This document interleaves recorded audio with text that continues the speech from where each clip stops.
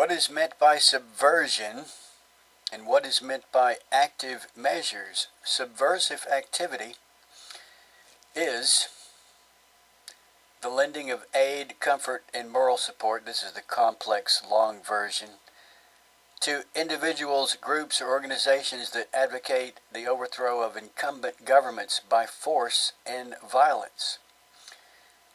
I'd like you to put together what we learned from Harvey Klur and John Earl Haynes, who wrote the book about Venona, and another book about spies, entitled Spies, The Rise and Fall of the KGB. These guys have got hard information that a lot of American leftists were employed by, received money from the Soviets, and were used to commit espionage. The second source is Yuri Bezmenov, who pointed out that very little of the Soviet Union's intelligence budget was spent on espionage, but rather it was spent on active measures, which includes such things as propaganda, disinformation, psychological warfare, things that could be thought of as subversion. Put two and two together, and you might suspect that American communists are heavily involved in helping the worldwide communist movement, whoever that is, to commit subversion. What is subversion?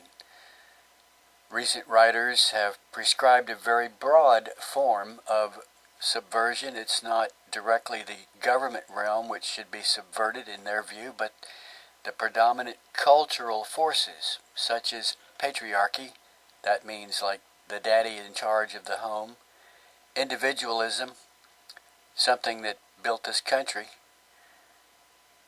this broadening of the target of subversion, such as the destruction of individualism, such as the destruction of the home, the father, is a result of Antonio Gramsci's influence.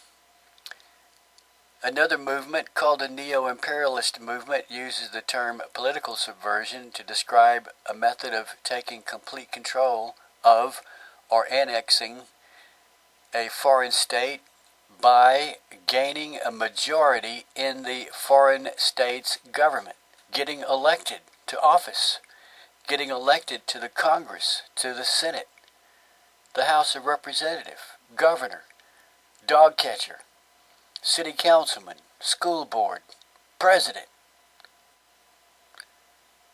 Can you begin to see how what we thought of as politics might actually best be described as warfare along the lines of Cold War?